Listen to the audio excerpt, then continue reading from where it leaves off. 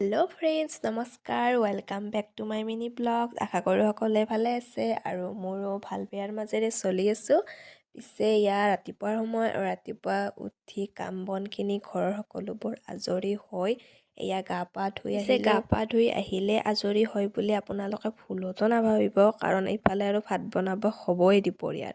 আৰু তাড়াতাড়ি কৰি চুলিখিনি বান্ধি ল'লোঁ আৰু ইপিনে পাকঘৰলৈ যাবলৈ মই ৰেডি হৈ লৈছোঁ।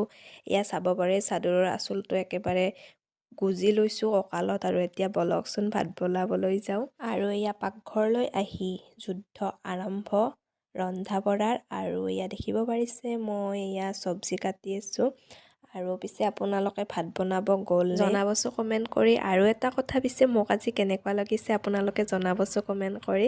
চাদৰ মেখেলা পিন্ধিলে বেছি ভাল লাগে নে মেক্সি পিন্ধিলে বেছি ভাল লাগে? আৰু এয়া ভাত আঞ্জা মোৰ ৰেডি হৈ গ'ল, এয়া খাবলৈ লৈছোঁ। আৰু ভিডিঅ'টো আজিৰ এইখিনিতে আছিল। Bye bye.